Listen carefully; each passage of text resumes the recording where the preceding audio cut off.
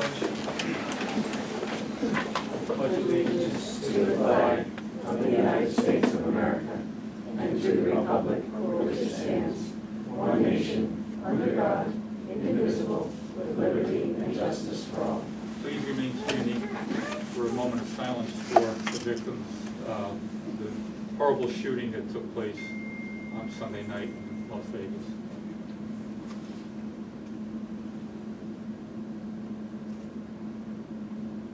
Thank you.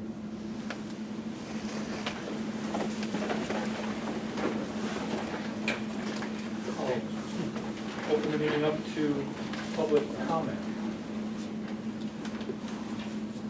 Yes. I have a couple of questions on the section under business and operations. Mark, just state your name. Oh, Mark Reynolds, Southern Ulster Times. Under number 9, business and operations. The first one, letter B, it talks about these transfers. Can you say what each of these is for? Letter B.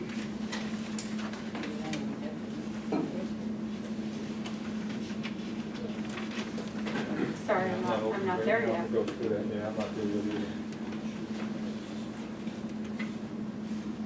We can have it for you, Mark, when we get to that point in time. Okay. All right. And then maybe when you get to that point, under construction change orders, if you could talk about each of these. For instance, the 2 generators, they are the ones that were not, and now you are going to fund them? Okay. Alternates that were. And the last part of that has to do with M and N, talk about toilet rooms. Are there 2 different sets of toilet rooms? One's at the high school, both are at the middle school, and I believe one is for the computer lab and a set of tank toilets, and the other one's just individual toilets. So the 2 And separate. those are part of the initial $17.5 million bond issue. We just held them off, and we bid the project out to see where the initial bids were, Right. and how we fell within that budget. And that's why we elected to award them later on in the contract. Right. We didn't award them initially in contract to these prime contractors. We awarded them just recently, and today we're doing the resolution to officially Okay. approve it. So yeah, when you get to the other one, if you could talk about Sure. those, yeah. I can answer that for you, Mark. By the way, most of those transfers are moving construction money.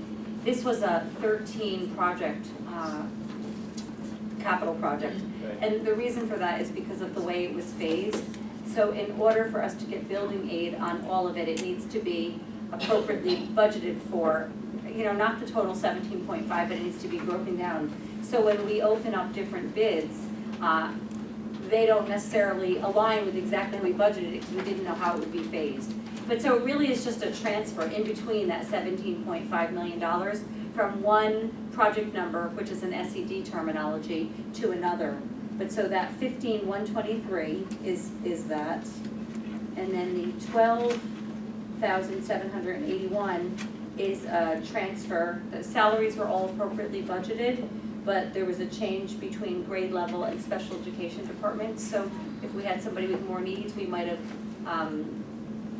used a special ed teacher instead of a regular ed teacher. Right. It's just a transfer between lines for that. And the other 2, 57 and 23? The 23 is a capital project, the same thing, and the 57 is a transfer from grade level, all within the special education salaries. So maybe we didn't need as much salaries in K through 5, but we needed more in 9 through 12. So it's a shifting. Is the original money being transferred from just the general budget?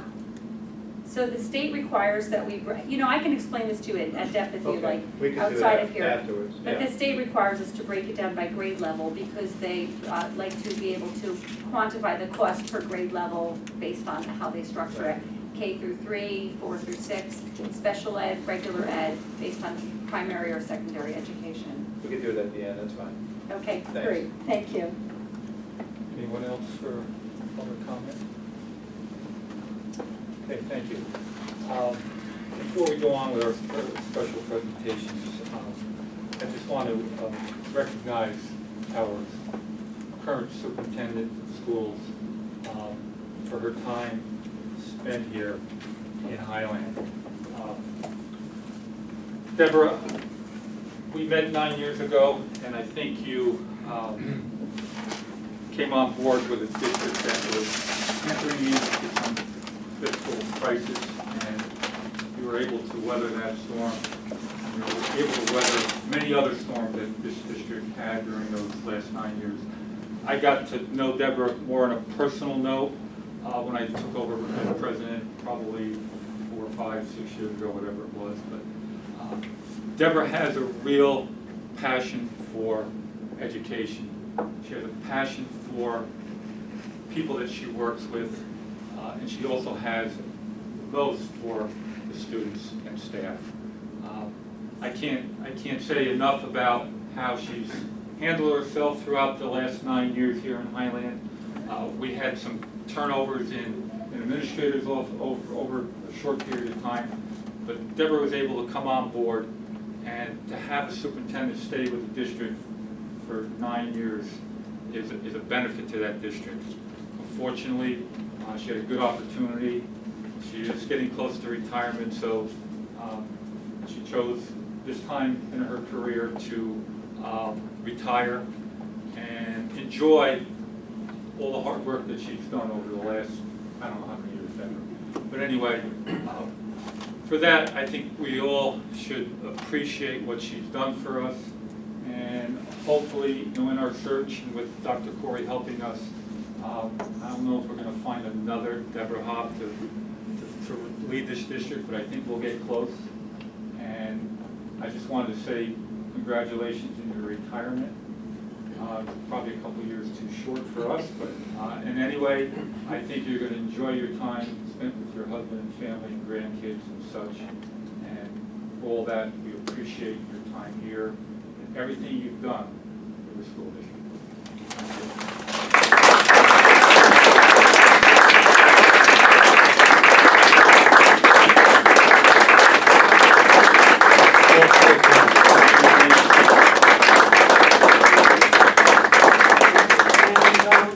I've said it to all of you before.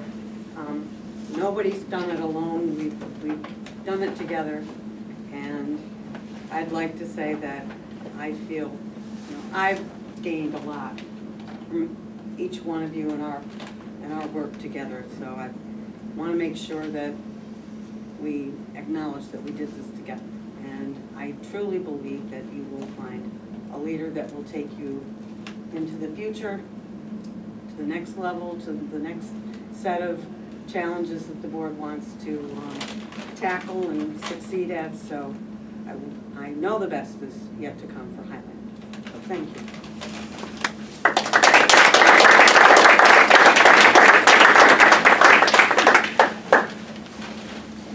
Okay, we have a couple special presentations this evening, actually 3 of them. I'd like to bring up Dr. Corey to give us a recap and an update on the superintendent search. Thank you. And before I get on with that, Deb, as you know, she's been a personal colleague, professional colleague of mine for 7 years, a gem at the table with all of the superintendents. We're all heartbroken, though. She did show up at our last superintendent's council meeting, and I asked her to give her the retirement gift back. She showed up, we gave her a gift in June, and then she showed up at our September meeting, and I said, she said, no, it's fine to keep going. So that, we're all going to miss her, but, she's still going to be active in the superintendent's role in a desirable position, so I'm sure our paths will cross. Anyway, I was thrilled to spend last Thursday in Highland. And Thursday afternoon, I met with all of the constituent groups. I think everybody's gotten a copy of the report that I did. But just before I get into the survey information and the constituent review, I did want to review where we are with advertising. The ad for the position has been posted on New York State School Boards Association. It's the lead ad right now. I don't know, there's about, I think, 22 positions being advertised on that. We're the #1 ad. I think we paid something to get up to number 1, but that's okay. It'll be on there for 4 weeks, plus it'll be advertised in the next on board, which will come out at the end of the month, which is slightly after our deadline, but we basically said deadline and then until position is filled. So we're good with that. It's also posted on the NISCUS website, the New York State Council of School Superintendents. It'll be on there for 45 days. Plus, it will be posted to 11,000 job channels for the next 32 days. So it's getting wide distribution through the NISCUS website. It's also been posted on the SAMES website, School Administrators Association of New York State. In addition to being on their website for 30 days, which we paid for an enhanced posting, which will keep it at the top or very near the top of their posting. It will also be email distributed to all 9,000 qualified school administrators in the state of New York. It will be posted, I think, for 2 weeks, yes, for 2 weeks in the Albany Times-Union. And because of that posting, it will go on Monster.com, MaxRecruit, ZipRecruiter, Indeed, and other job sites that have an education focus. It's also been posted on Educational Week, which is a national education publication. We have a 2-column ad that'll go out in the next couple of weeks. It's also in their newsletter banner. And it will also be emailed, the Ed Week update. It's a featured posting on their Ed Week update, which goes out to 180,000 subscribers. So it's getting a wide range of distribution, not only in the tri-state area, but also across the country. Just this morning, out of curiosity, I went online to see, it's kind of early in the posting time. We have 13 applications right now. Okay, so I expect us to be hitting our target of the 15 to 25. Some of them are from this area, many of them are from this area, but a few of them are also from out of state. So I haven't done any screening or anything, I just kind of looked. And I just did want to mention to you all, we're using AppleTrack, which is an online recruiting tool. It's used extensively in this area, and if you all send me your email addresses, or perhaps the district clerk could send me their email addresses, I can activate an online account for you so that you could view all of the information that is there. I'll send you a cheat sheet of how to do it, okay? Thank you. Because I like step 1, step 2. So you will see everything that I see, resumes, letters of reference, full application for all of the applicants. That'll save me having to, if we end up, because I did promise you that I would get you every application. If we end up with 25 or 30 applications, there's sometimes 30 pages of information between reference letters and so on, and you can view them online. And you can view them online at your leisure. All I would need is your email address, and then we would send you a password with and directions on how to access it. You can go on anytime, to view that information. So we're also going to probably turn on a video screening feature so that I'll probably, taking from the questions that were posed by the community members and so on, I'll pick a couple of those questions and I'll pose them for people on a screening interview. Basically, all of those applicants will get an invitation to respond to those questions via video. Once we activate that, we'll also give you access to those videos so that you can watch them, on a Sunday afternoon. You don't have to come to a meeting to watch them. That will be a restricted site that only you could get to. It's password protected and so on. But it gives you a first impression of the individuals, and it's the way of online. It's a way of job applications that is very common in the private sector. The initial applications are very often now done with online connections, and then once we screen things down. So I want to be able to give you all that as well. So when I get the district clerk, when I get email addresses, we'll open up those channels for you. In terms of the report, it was kind of interesting for me. I saw the community groups and the constituent groups that came in on the 28th. There was a tremendous amount of consistency across all of the groups in terms of what they were looking for. I suspect that the only level of inconsistency was dealt with residency. All of the individuals during the day being a resident, being visible in all of the groups, that being visible in Highland at community events and school events was important. I mean, Deb is obviously at that stage because everybody mentioned the fact that she's at everything. But living physically in Highland was not as important to the constituent groups that I met during the school day. When I met with the community and Mr. Miller was there that night, virtually all of them said it was important that the next superintendent live in the community. So that's something that you all have to wrestle with as we see applicants. It wasn't as important to the folks, whether it was the PTA folks or the teachers or the school administrators or all of those folks. Visibility and presence was important to everybody. The necessity to physically live in Highland was not as important to those folks. It wasn't important at all to those folks as opposed to the people who came out. And I think we had about 10 or 12 people who came out that night. So kind of a small sample, but nonetheless the people who came out. In terms of, 66% of the people who responded either have children in the schools or they are community residents, okay? Children in the schools or resident without. So 2 out of 3 roughly of the respondents to the survey, 269 people as of last Friday responded to the survey. That's about, when I look at surveys that I've done in the past in similar sized districts, that's about 20 or so more responses than I've gotten from other places. So you're a little bit ahead of that curve. I've left the survey open and we'll continue to look back. I can see it by day, how many people respond at any particular day.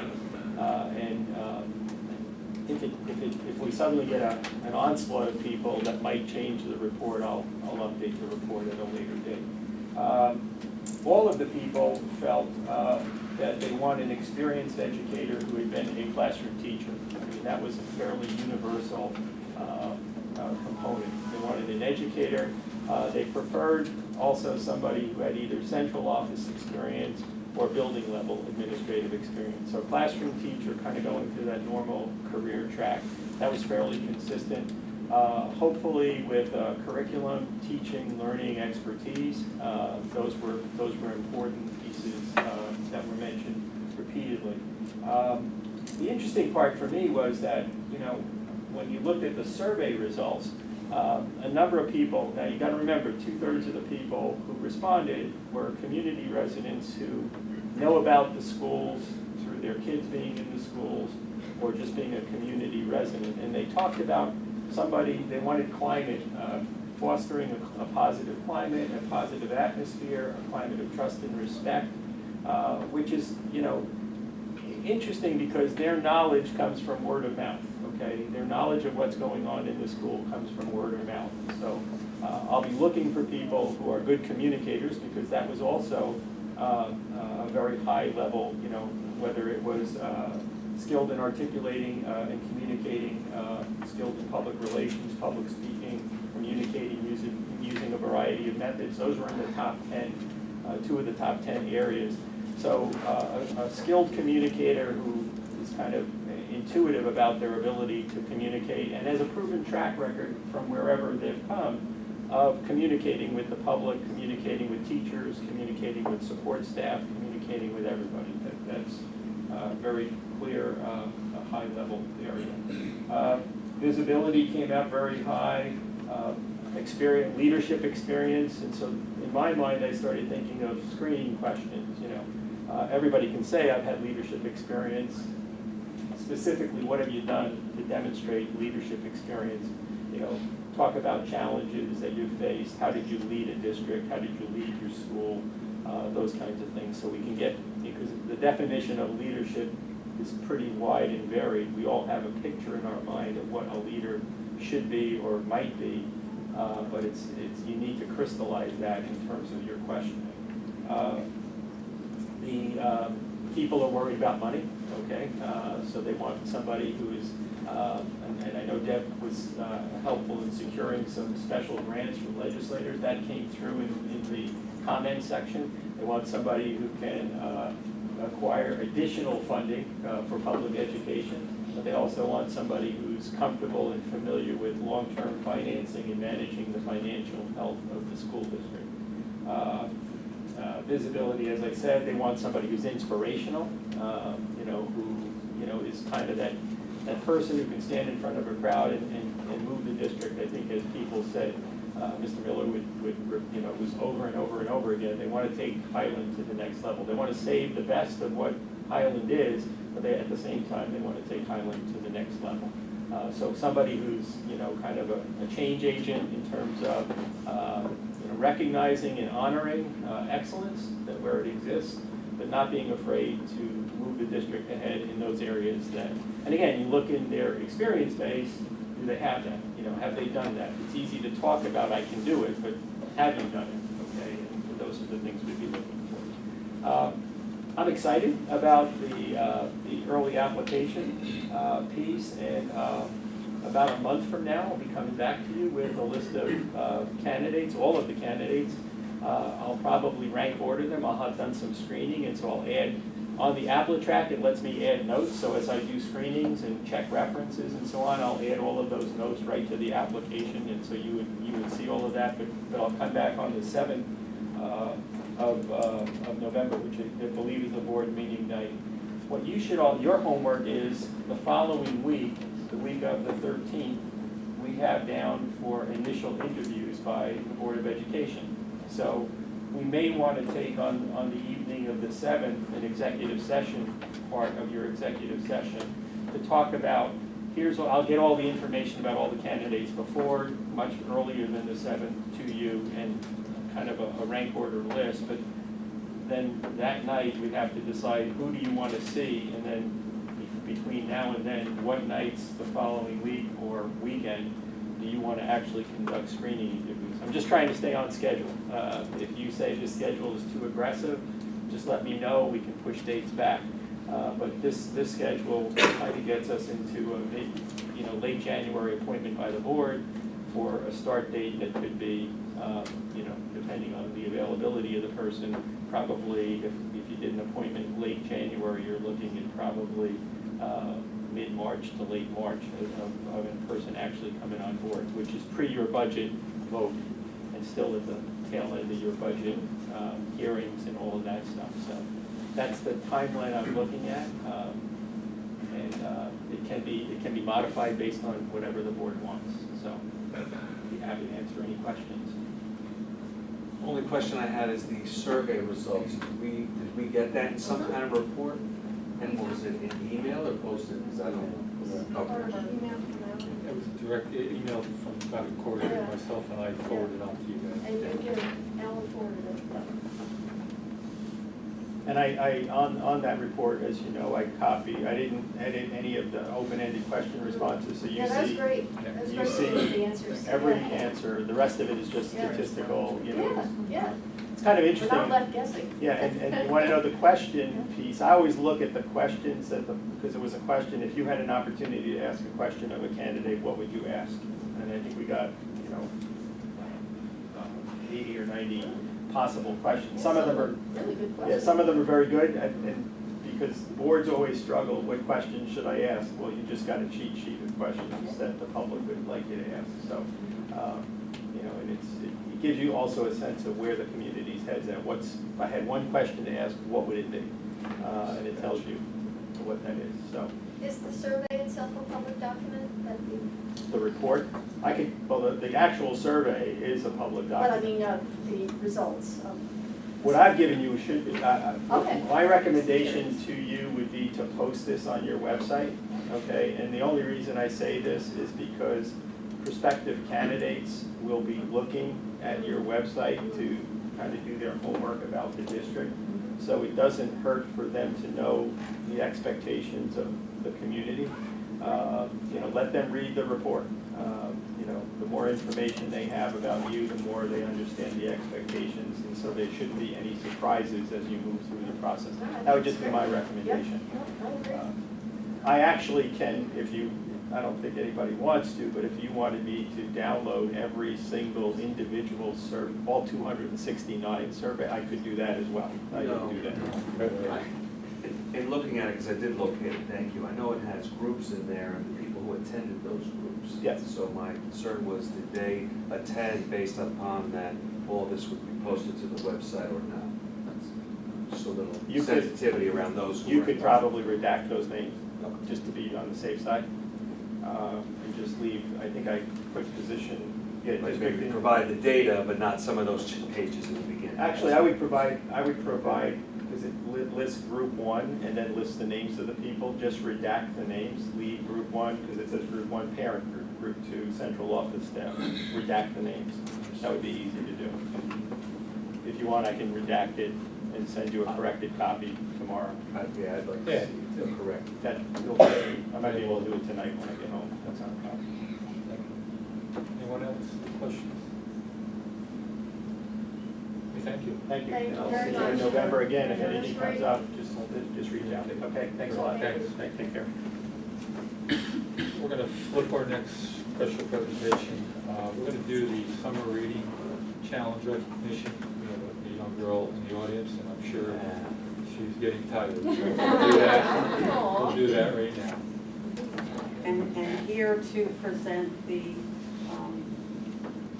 Summer Reading Challenge recognition is our Assemblyman Frank Scartatos. So why don't you come on up, Jordan, with your family, so that the Assemblyman can present you with your certificate.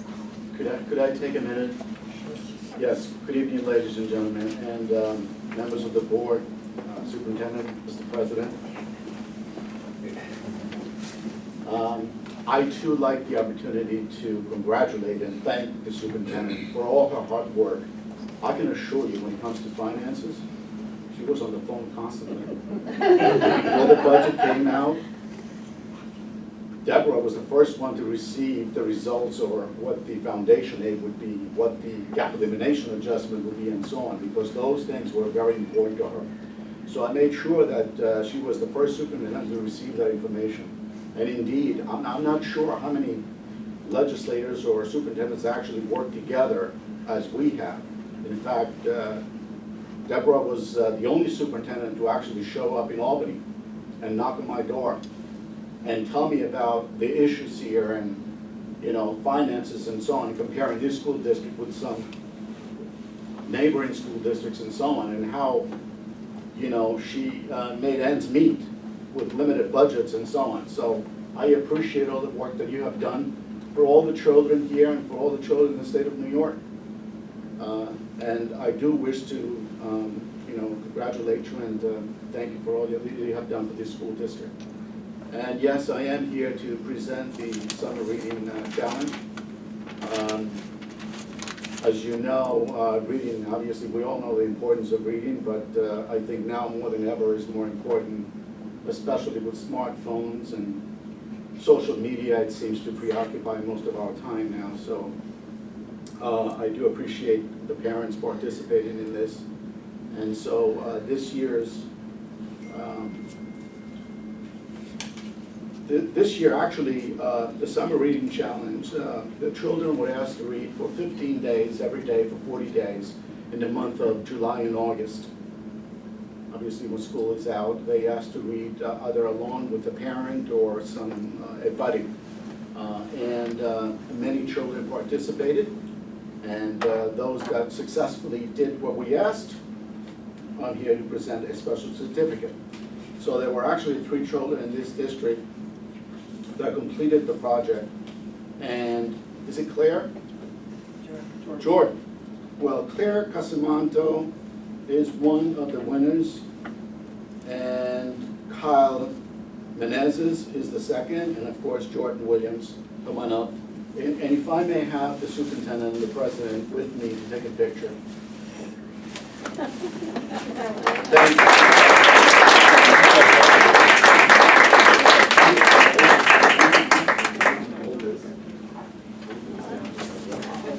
Yes, yes. Oh, beautiful smile, Jordan. Oh.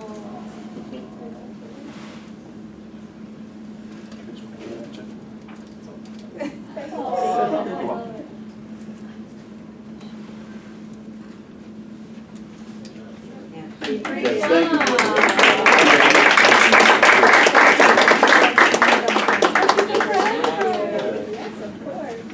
Thank you. Thank you. Have a good night. Bye-bye. Good job. So quiet. It's gonna be tough to follow that one. Yeah. I'll do my best.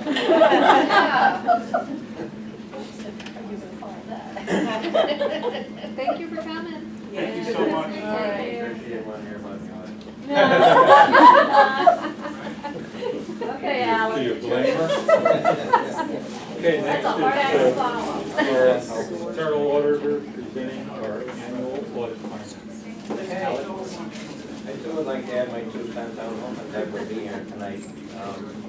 I don't interact with a lot of superintendents during our audits, but since Deb came, we've had a conversation every year. Very friendly, very nice, very knowledgeable of what you did, what you knew, and how we kind of brought the district up to where it is today. So I just want to thank you and wish you the best, and I'm wishing. Thank you, Alan.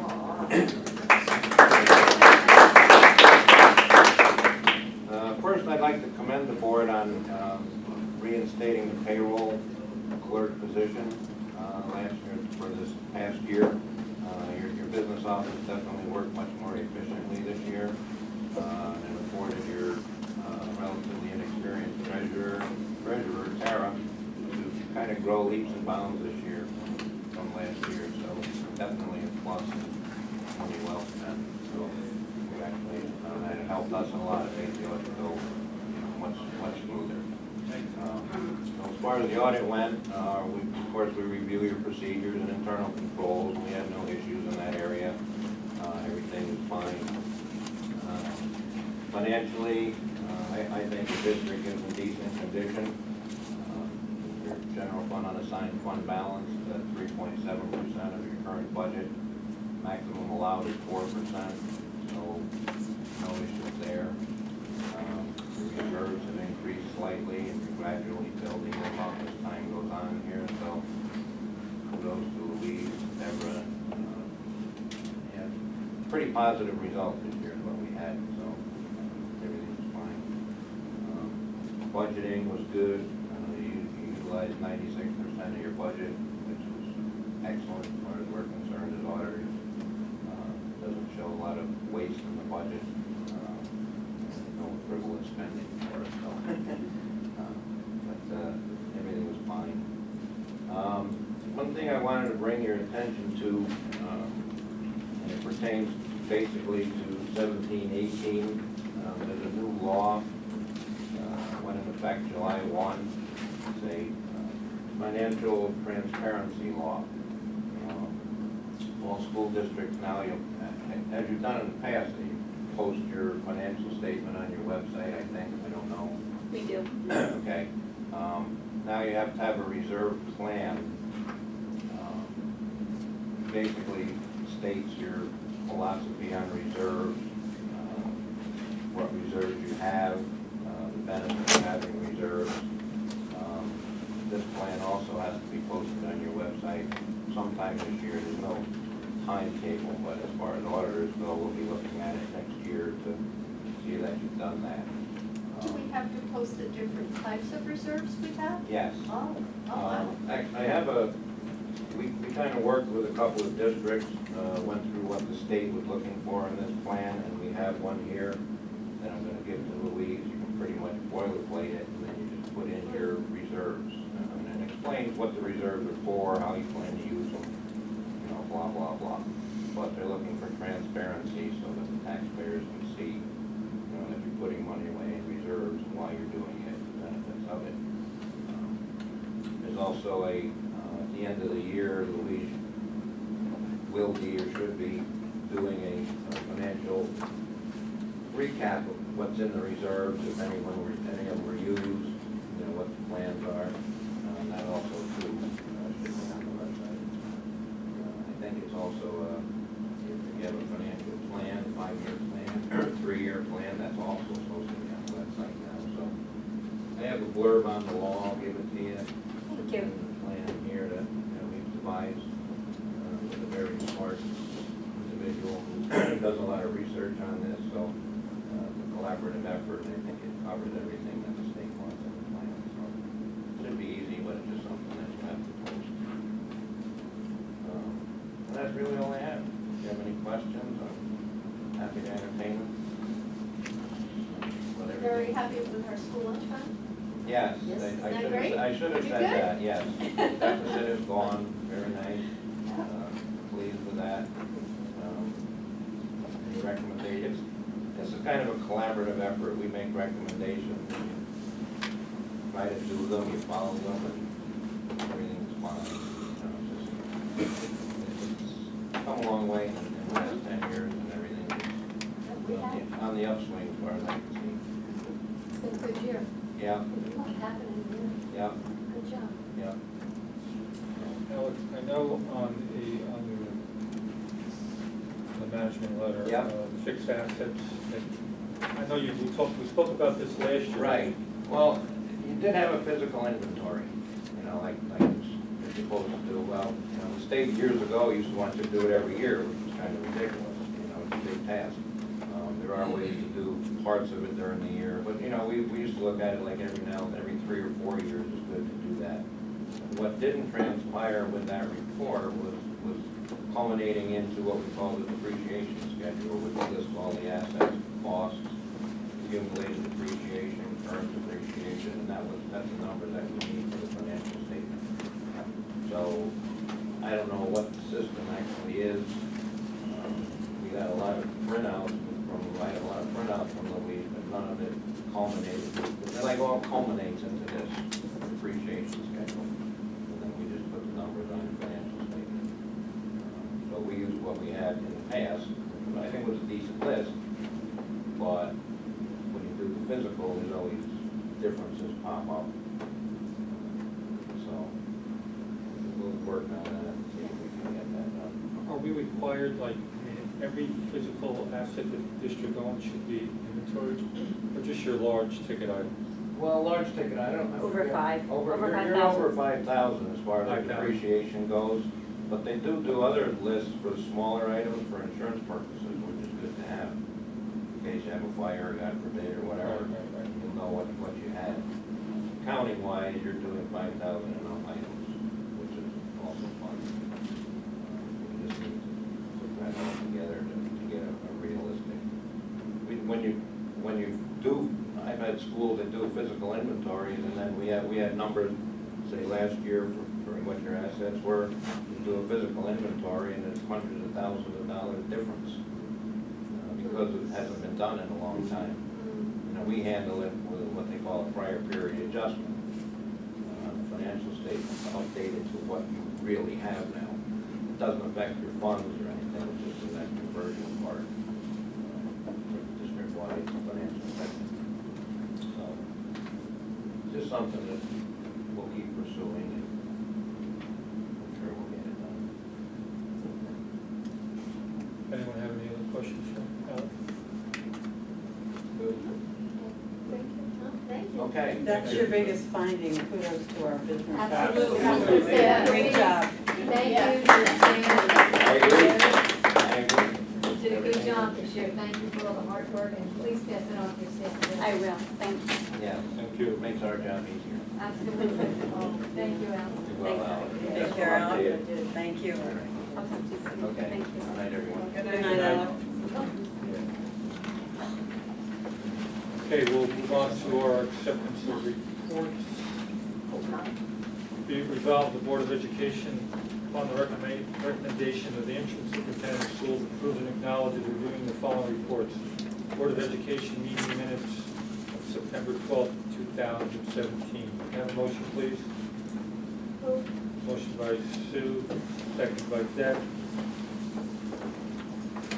Discussion? That was your acceptance of reports, I'm sorry. Yeah, no meeting minutes. Oh, thank you. September 12th. Very good, good to go. All right, all those in favor? Aye. Opposed? So carried. Director's report. Any questions or concerns with the monthly director's report? No questions? noticed on yours that, it seems like that you have a lot to do, and maybe not enough bodies to get it all done in a timely manner. That's something that you're looking at to, I know you're looking at a sub through BOCES, but would that be something that you would bring forward to us in the budget cycle? Yes. Another individual in that department. Yes, I think I I have to. mean, we all have to realize that. Years Yeah. for staff. Yeah. I don't know how you do it. And this is the first year I was saying that I really feel we can't get our head above water at all. Because we have, with all the projects going on, a lot of that is beginning to roll in. And also, we do have a lot of devices I would like to get deployed, and the demand for devices. And if we think about spending smart schools, it's difficult right now. It is, yes. So I think if I can get a sub at least a few days a week to try. I'm not necessarily sure it'll be a BOCES sub. We haven't really talked about that, or maybe just advertise for someone with some technical expertise for desktop support. That's our crunch right now, but thank you for. Good. Anyone else on the director's reports? I have a quick question for Doug. I know in your update you had mentioned a form for the daycare buses. I know we had talked last meeting about potentially a daycare policy. Just wondering, I know I had asked last meeting just about the policy and I guess the process that happens for the form that's currently out there for kindergarten registration. Just wondering if you had a chance to look into that process anymore, if we could, I don't know if it's easy to talk about now or if we can talk offline. Yeah, fair question. A user-friendly, easy form is good for us all. The kindergarten registration form is one form, and I think in the district's interest to have a separate form for daycare transportation requests. And it's something that other districts utilize to be ready come opening day in September, and most of those requests are received during the summer. Nice thing is too, the transportation office operates throughout the summer, and so much of the elementary school staff doesn't return until the last week of August or first days of September.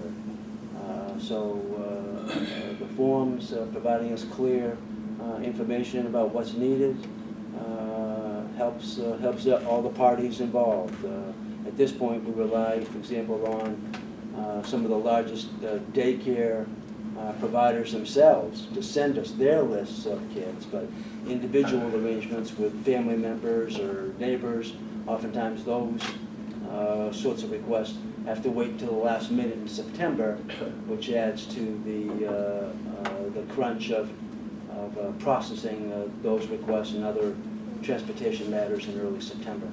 I guess I just want to make sure that if we are implementing something such as that, that the process we have in place is effective to make sure that that happens. Because I know on the kindergarten registration, there's a form there that, clearly was put in in certain situations, and that did not even help us. So just to make sure if that is a process that we're asking for and something happens with that, we're subjected to even more criticism from the community. So just want to make sure that if we do have something like that in place, we have a solid process on the back end to make sure that that is effective. That would be my only, suggestion on that. I don't think a form is ever a bad idea. I think it always is helpful just to have a solid, communication method and make sure that everybody's on the same page, but just making sure we have the right processes on the back end. Doug, have we had success with the late buses at middle school and high school? That's going pretty I would say we have. We've been able to reliably provide 3 buses, with the exception of just one afternoon when one of our late bus drivers was absent. We didn't have one substitute driver to fill in competently. Those late buses are operating maybe a little bit later than the high school and middle school would desire, but generally they're picking up at the high school at 3:15 and departing from the middle school by 3:30 or so. And that's when we have the extra buses and drivers available, beginning at about 3:15.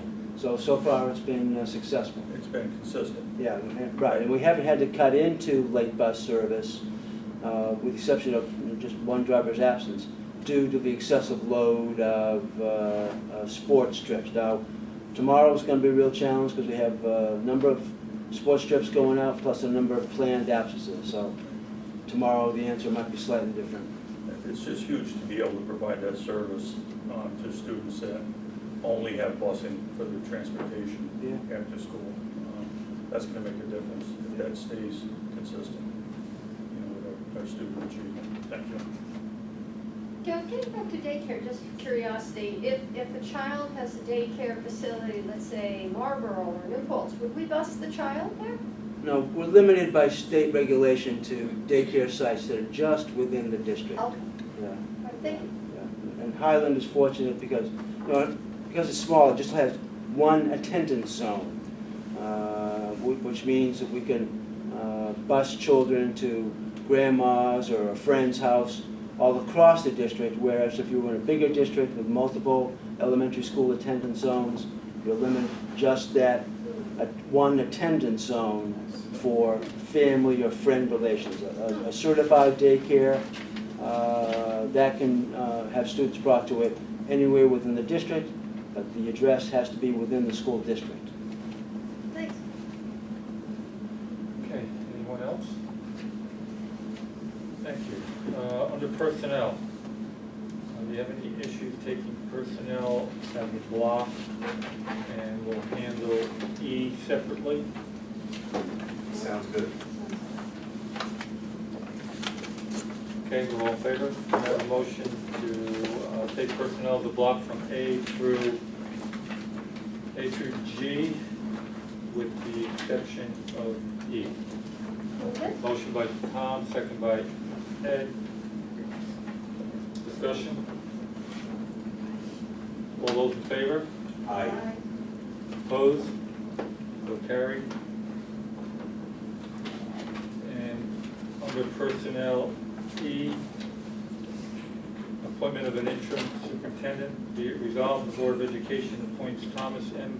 Bon Jovi as interim superintendent of schools of the Highland Central School District effective October 11, 2017, and until the commencement of employment of the new superintendent of schools at a rate of $650 per day, and authorizes the board president to execute a contract with Mr. Bon Jovi that sets forth the terms and conditions of his employment as interim superintendent of schools. Can I have a motion, please? Motion by Heather, second by Mike. Discussion? All those in favor? Aye. Opposed? So carried. Welcome aboard. Thank you very much.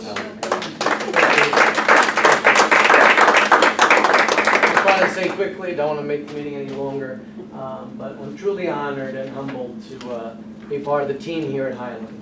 As you look for a full-time superintendent, I certainly echo the sentiments of everyone here, wishing Deborah the very best. Thank you.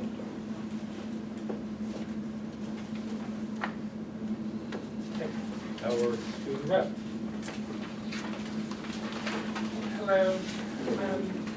I'd first like to also thank on behalf of the students Ms. Hobb for her hard work and dedication to our community, not in just our school, but in our Highland community, as I see Ms. Hobb in Rotary meetings and all of our activities, and that is something not only I, but I know our students appreciate seeing our superintendent in our community, getting involved, being an active member.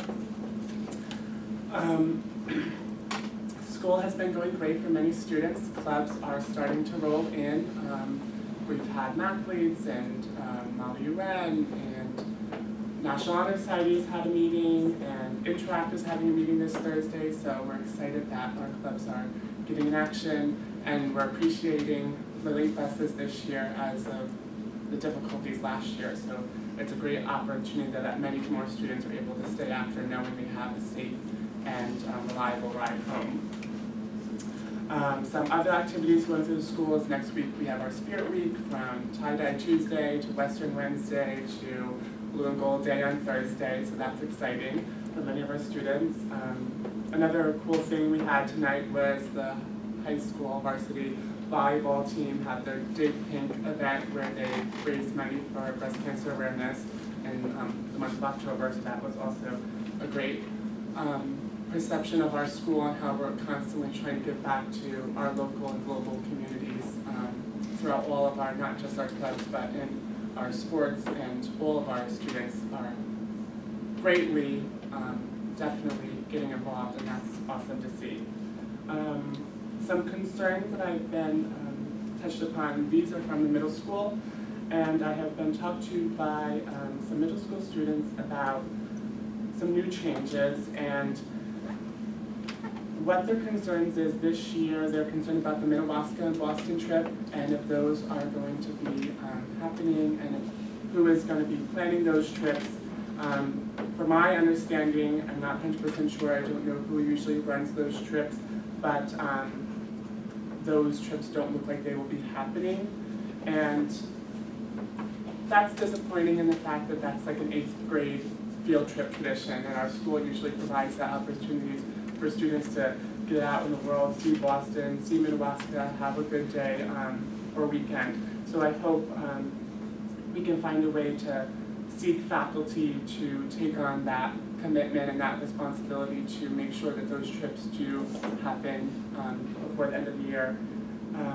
In addition, Science Olympiad is no longer taking place in the middle school, which is, I would say, another disappointment in the fact that I think science fields are opening in the world greatly, and the importance of getting students involved in research on science and technology is extremely important. Science Olympiad was a great outlet for those students who had interest in those areas.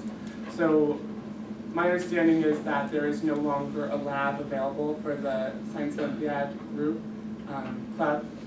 So that would be something that we hope to look into, is finding a lab for them to be able to work and prepare for their contests. And then in addition, Ski Club is no longer inactive at the middle school also. So that's another concern from middle school students in the ability to partake in Ski Club, which is a great club that many students have a really fun time going up to Hunter Mountain, and they've invested, the students that have been in it before in previous years invested money in those skis and hope to pursue that club this year. So for me, my question would be in responding to our middle school student body is what they can have, how they can help make these field trips and clubs back in action, and what ways we can, should they be approaching a teacher, should they personally take it upon themselves, should they talk to a personal teacher, talk to Mr. Wetzel, so that would be my questions. We should have an opportunity to talk to them. Yeah, no, I think we're going to direct the superintendent to speak with the middle school administration and just see where we are with these clubs or events. First, we're hearing that these may not be active. Yeah, and I understand it's a big commitment to take on a club, and those field trips are not easy to plan. So that's why I would like to, in any way, if I'm ever able to be helpful in that conversation or getting a teacher involved, I'd be greatly willing to. Well, thank you for that, Dean, and we'll be seeing Mrs. Wetzel tomorrow. Okay. And after we've had that conversation, we'll certainly let you know. The board recognizes the value of those clubs, and we definitely appreciate all the effort that's gone on behalf of the staff to maintain those clubs over the years. We'd love to see them Thank continue. you. So we'll be done. Okay. Thank you. Thanks. Very informative. Yes. Under business and operations, audit findings period, June 30th, 2017. Be resolved, the Board of Education, based upon the recommendation of the interim superintendent, accepts the following external auditors of the board for the period ending June 30th, 2017. Have a motion, please? Motion by Deb, second by Mike. Discussion? All in favor? Aye. Opposed? So carried. Budget transfer be resolved, the Board of Education, upon the recommendation of the superintendent, the interim superintendent of schools, approves the following budget transfer. Budget transfer number 2113, $15,123. Budget transfer number 2201, $57,274. Budget transfer number 2279, $23,034. And budget transfer 2526, $12,781.48. Can I have a motion, please? Motion by Tom, second by Ed. Discussion? All those in favor? Aye. Opposed? So carried. Surplus buses, be it resolved, the Board of Education, upon the recommendation of the interim superintendent, approves the following vehicles as surplus, and that the district disposes of them in the least costly manner, as is, where is, at the earliest opportunity. Vehicle number 135, the 2003 Chevy Suburban. Vehicle number 149, the 2009 Ford van. Can I have a motion, please? Motion by Mike, second by Heather. Discussion? All those in favor? Opposed? So carried. Surplus vehicle bid results. Be it resolved, the Board of Education, upon the recommendation of the interim superintendent, accepts the following bids. 2003 Bluebird 66 passenger bus number 127, sold to the Christian Chapel Field Christian School in the amount of $2,151. 2003 Bluebird bus number 129, sold to Chapel Field Christian School in the amount of $6,151. 2007 Bluebird bus number 145, sold to Juan Flores in the amount of $5,259. 2007 Bluebird 66 passenger bus number 147, sold to Juan Flores in the amount of $5,259. 2004 Bluebird bus number 131, sold to Juan Flores in the amount of $2,559. Can I have a motion, please? Motion by Deb, second by Ed. Discussion? Very well.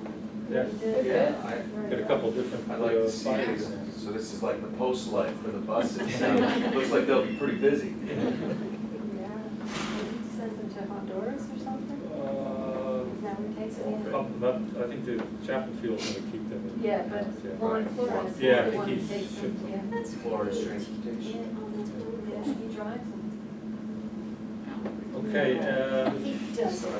Isn't that what you said, doesn't he drive them? Yeah, I understand he takes them to Central America. He doesn't put them on a cargo, or like a freighter or like? I'm told he drives them there. Oh my God. It's cheaper. Yeah. Oh, driving a bus. vacation. Hope they make it. Sold 7-0. as Did we vote on They're that? highly on buses, they go. Any other discussion? No. All those in favor? Wow. Opposed? So carried. Surplus warming units, elementary school. Be resolved, the Board of Education, based on the interim superintendent, approves the following warming units, which are located in the elementary school kitchen as surplus, and that the district disposes of them in the least costly manner, as is, where is, at the earliest opportunity. Can I have a motion, please? Motion by Tom, second by Heather. Discussion. These were products of our new capital project, Louise? that- Yes.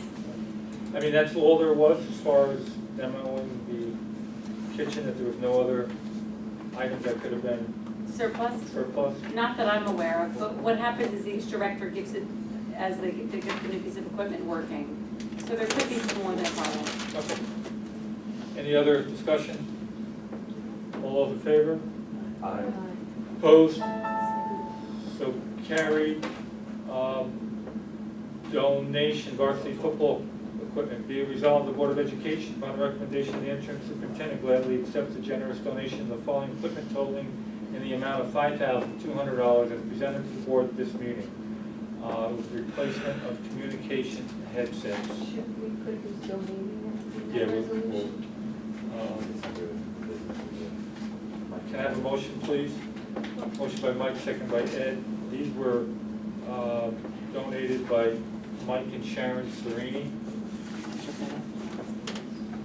So we will send them a letter of thanks for their donation to the varsity football team. with the communication headsets. Any other discussion?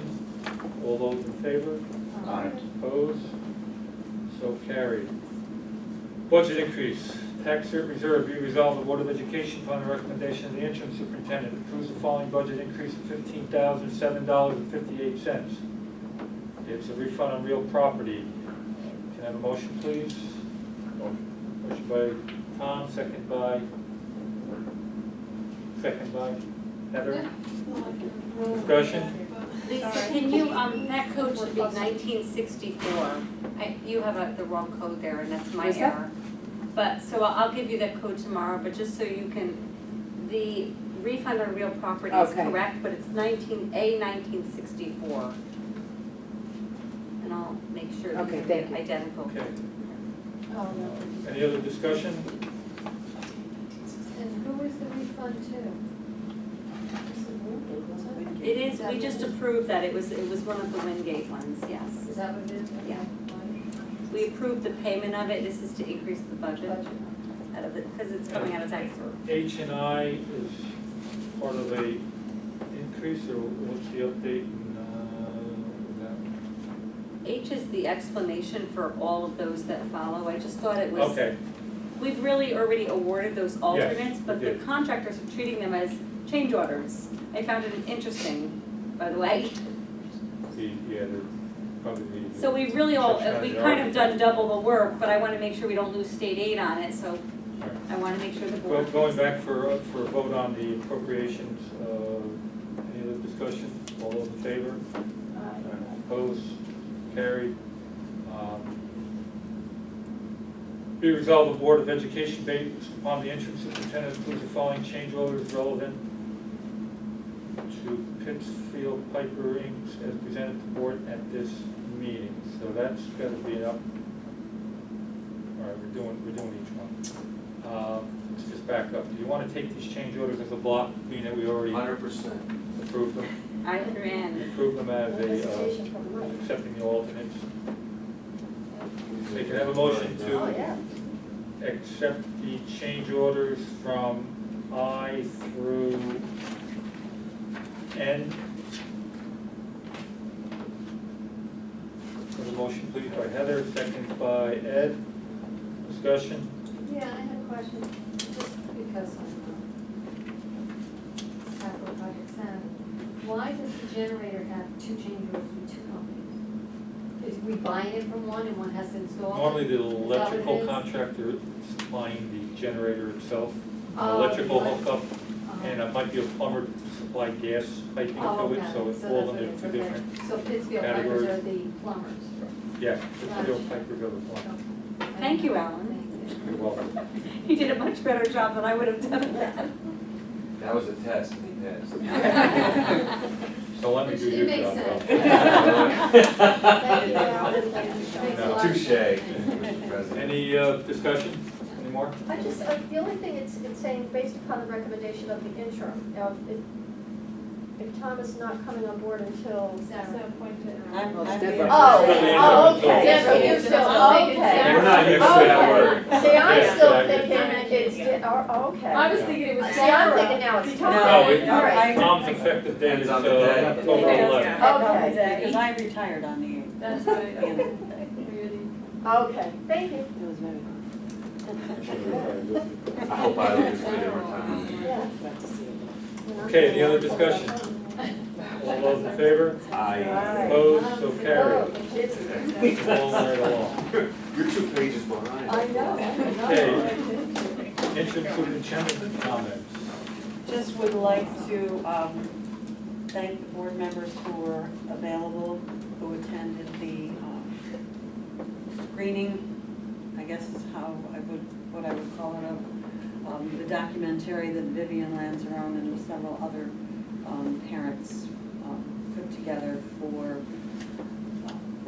their goal is for it to be used as an educational tool to help prevent children, young adults from becoming addicted to heroin and opioids. And each of the parents in the video had lost a child to that addiction, and it was a very moving experience, but also brought about a lot of questions about how to move forward with introducing the video and what other educational materials should accompany it as we bring this message to our students. And at the end of the presentation, there were a few people who spoke, and a young man got up who was a recovering addict and spoke very eloquently about his struggle and ended the event really on a message of hope. And I received a message from Vivian subsequently that they are going to edit their documentary to include this young man's comments, so that it does not end with that sad, empty feeling that you kind of take away from the video, at least I did. So tomorrow we're going to have some conversation with our principals, and some of the thoughts that we've had is the video should be seen by our staff, our parents before the students. One of the thoughts, again, I think we should incorporate or precede a viewing of the video with some education about the physiology, the scientific and physical information about how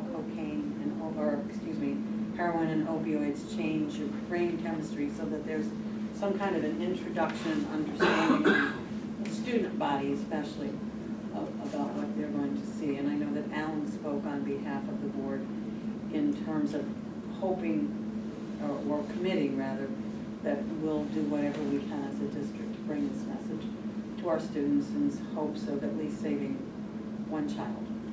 And it was interesting that in my East End cluster meeting this morning on the eastern end of Long Island, the same subject, the same topic is being discussed in Nassau and Suffolk County, probably because of their density of population. Their statistical rate of overdoses seems to be quite high. So it's everywhere. And it's something that I think we all collectively recognize is something that we have to do something about as educators. It's just now how to best go about getting that message to our students in the most meaningful and effective way.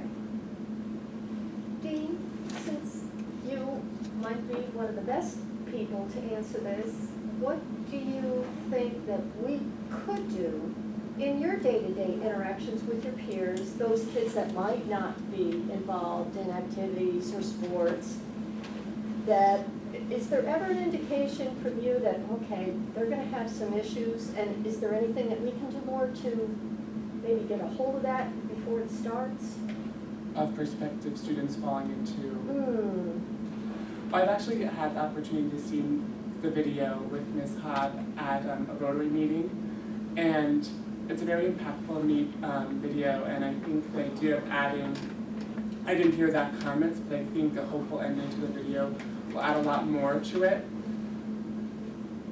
I think it's a very difficult, I've had this conversation with teachers last year because we had a group come, and I actually wasn't there that day to see, I'm forgetting the word of what it's called, a presentation at our auditorium, and we discussed the effectiveness of having a presentation, and it's nerve-wracking to me that I think sometimes there's a difficulty in getting students to realize this could be you. And I think we have to somehow at some point relate to them that this isn't something that happens in another country or another state or another town. This is happening locally in our own town. Our neighbors, our next door neighbors are having these issues, and I think that's important for them to sort of realize that this isn't a problem everywhere else, it's here also. And finding students, prospective students, and hoping to stop them, I think is a difficult task. But I would suggest, I like the idea of showing that video, and Vivian discussed when we show that video, she said, she wants it in a controlled setting of showing people who you can go to help with. So I think having teachers and faculty like Mr. Path or some policeman or someone there that they can go to help with and realize who they can talk to is important. And I think it's also a lot about how you're raised and families realizing and watching their children more closely and making sure that their kids are going down a successful path and not maybe taking the wrong turn. So I think that's why it's important to also show the parents in the fact that it's really how you're teaching your kids and instilling the values that you hope they will follow through with for the rest of their lives, and for them to teach their kids.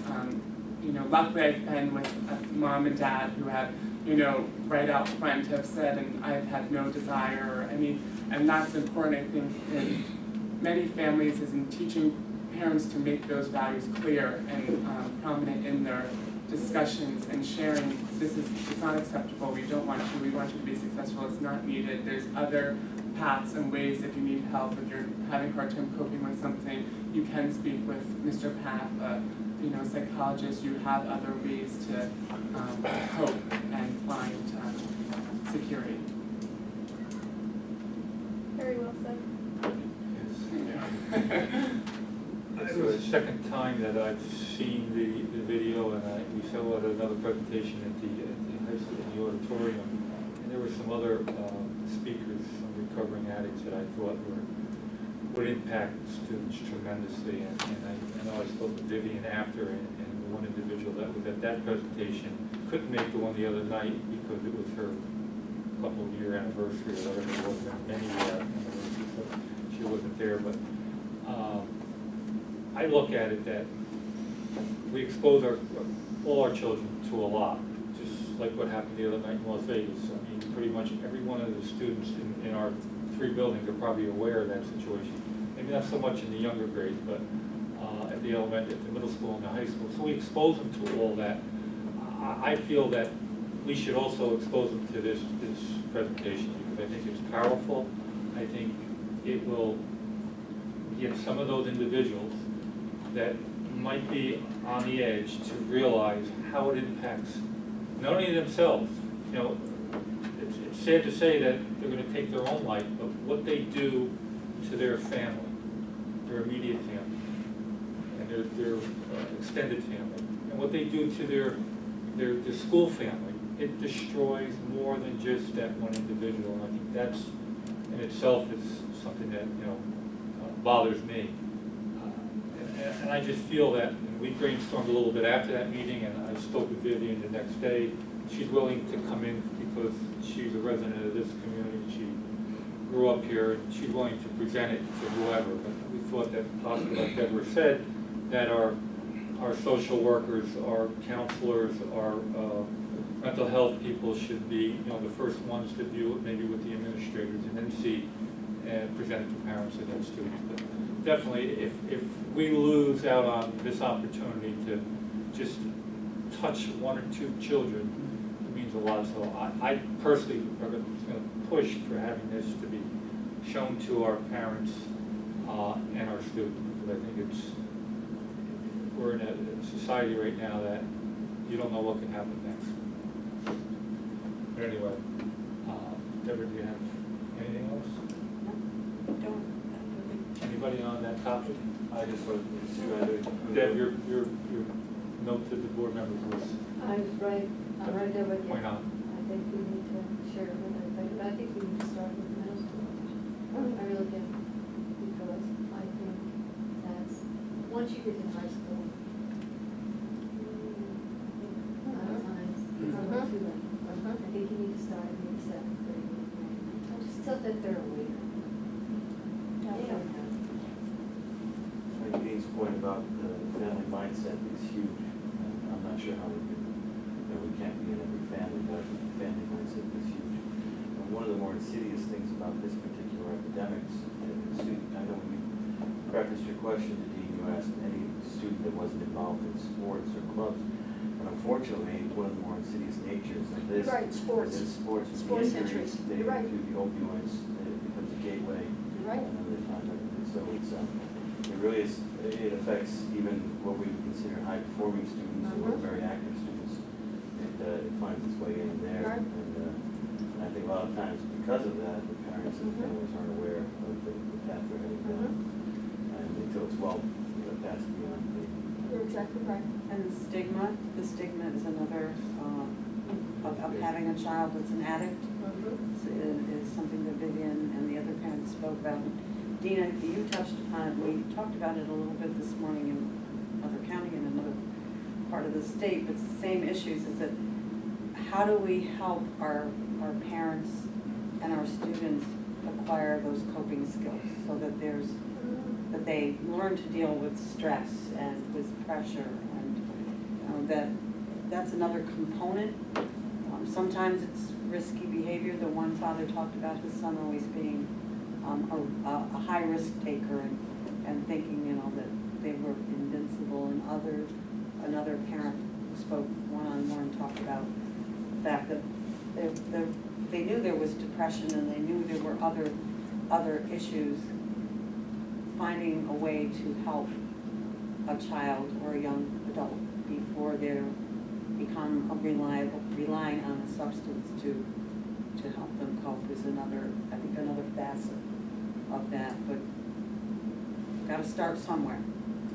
And I would agree about maybe starting at the middle school age, because I think we don't really think about it, but in middle school, that's when a lot of students might start experimenting, or it might not be as serious as an opioid or heroin. Might be a smaller, marijuana or something, not as life impacting.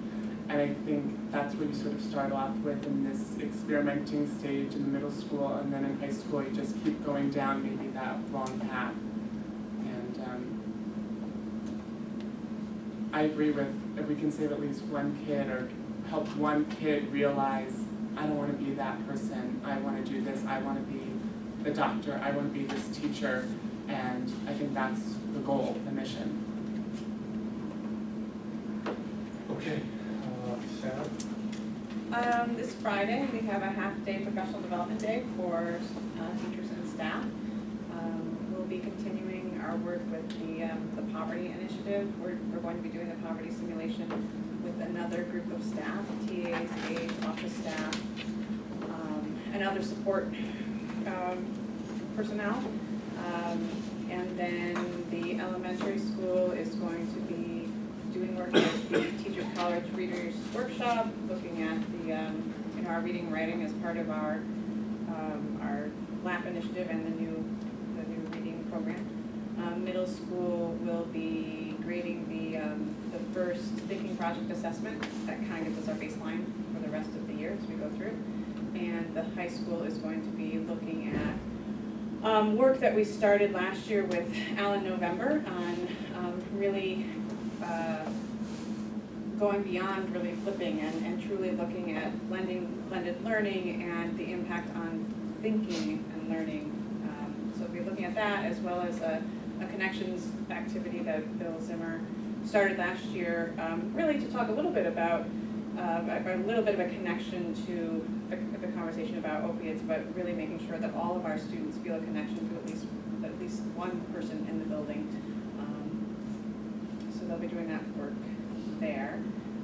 This afternoon, I had a fascinating meeting with a man. I meant to bring you the flyers out of Poughkeepsie, Brud, and I can't think of his last name right now. But he is involved in growing microgreens. I don't remember if we've talked about it with you, or Maria might have mentioned it in one of her reports this summer. But microgreens are the first the leaves of vegetables or fruits. They contain just as many micronutrients as the full-blown plant does, and he's really active throughout the county or the region in, of course, selling these to area restaurants and supermarkets. And Maria has done some work in the cafeterias with adding some microgreens. You only need 1 ounce of microgreens a week to get the same level of nutrition that, what did he say, 16 pounds of cabbage equivalent. So he was here to talk to us, to give us a little education about that, but also to talk about, they will come in and work with students on creating their own little microgreen garden, and really introducing them to the concept of the nutritional value of their food. So this was the first step, and we're going to try and move ahead with some of that educational aspect of it as well as the nutrition. So it was a fascinating 2 hours, hour and a half conversation. He was quite passionate about it. So that's been the main focus of what we've been working on. Maria had brought that up actually, about that kindergarten orientation. Did she? Okay. Which kudos to her for taking it on and really looking into it. It does seem like an awesome opportunity, not only for education, but for health and nutrition as well. So definitely kudos to her for looking into it. And really, the Brood's whole thought is to start with the K-5 and really educate the students so that they get used to the taste, the flavor, and move that forward as they move through school. And like from what she was saying, this individual that's really into it is obviously into it for business and will certainly sell that stuff, but really it seems like his objective is really to get the education out and get us, to kind of start getting our own growth in that respect rather than always purchasing from him. So. He said his vision is for schools to become, to have these microgreen gardens just all everywhere in the school. They have them in the main entry, they have them in the cafeteria, they have so that students see and experience the greens on a regular basis. So he was good. Okay, any questions for Sarah? All right, on the Board of Education, new business, building level emergency response plan. Be it resolved, the Board of Education, upon recommendation of the interim superintendent, approves the presented building level emergency response plan for 2017-2018 school year as presented to the board at this meeting. Can I have a motion, please? Motion by Ed, second by Tom. Discussion? Yes. Before we approve, I think we better go through them again. Okay. There's names that, on here, people in the community and some staff that aren't even staff members anymore. I'll look at it. All right. Yeah, I think it was the same question you had last year. I know. So it might be the wrong edition. Maybe I sent you the wrong, maybe I picked the wrong, I picked the Do you 2016. guys want to approve? We got We can take a look. we got some new people. So there were some there? Okay, I'll look at it Can we again. push it to? Can we do it or not? At time? What do we have to? I There's- think table. There's a deadline. That's what I was Table gonna it? say, yeah, we don't wanna. It would be better if you can approve it, but, I mean, I would it's say not. approve it with the. And I'll send that updated, yeah, I'll send you the updated. I mean, it's the basis of the plan will be the same, it'll just be a few different. Plan, yeah, it's Yeah, just- I'll update it. It's some contacting, that's all. If you've got page numbers or if there's a table in there, it helps just provide some guidance. That's all I'm just saying. Yeah, I'll look through it, I mean, I can look through the names and just make sure, it could be that they changed names on one, but then didn't go through and change it on the other ones or some thing, once we supplied it once, they didn't go through. I'll look at it again. I thought it. Okay, we'll approve it with the edits. Any other discussion? All those in favor? Aye. Opposed? So carried. Ulster County School Board meeting next, end of the month on the 26th, 6 p.m. Just an FYI. Under old business, we had Dr. Corey speak about our superintendent search. Anyone else have any concerns? Do you think the timeline is too accelerated, that maybe you want to slow down on the interviews and all that? Because I mean, we're gonna have names in a month, and we're gonna be interviewing in about 5 weeks, 6 weeks. Yeah, wants to do like the following. I don't think it's too aggressive. Okay. How many, did we settle on a number to interview? We haven't yet. Normally, I think we wait for the recommendation. Dr. Corey will give us a list of 3, 4, 5 names that he feels, in his review. Well, he's gonna be in touch deserve with an his interview, portal and business we can make a anyway. decision at that point. Probably You might depends see on it. how many Yeah, then we can applicants look You at might it see too a and couple in see the if there's, yeah, remaining list that you say, I wanna that we take a might look wanna at look this. at, yeah. I'm just happy to hear that, you know, I think there was some concerns about, you know, we're not moving forward and, Mm-hmm. you know, Yeah, this- well, heard so that out in we're, the public. we're in a good Yeah. place. We Yeah. got Tom on board, we're, you know, transitioning well, and, it's all good. Okay. Anything for the good and welfare of the district? Anyone wants to bring up? Okay, we'll open the meeting up to public comment again. Mark? Alan, the survey, Cory survey and the report, will that go online soon? It's gonna go on our website, yes. We're gonna redact the names of the committees, and we get that tonight, like you said, or tomorrow morning. I'm We can sure have it up we'll, tomorrow. we'll put it up. Okay. Yep. Thanks. Okay, motion to adjourn to go into executive session to have discussions with personnel. Motion please, motion by Mike, second by Heather. All those in favor? Aye. Opposed? So carried, opposed? So carried. Thank you. Thank you, everyone. Thank you.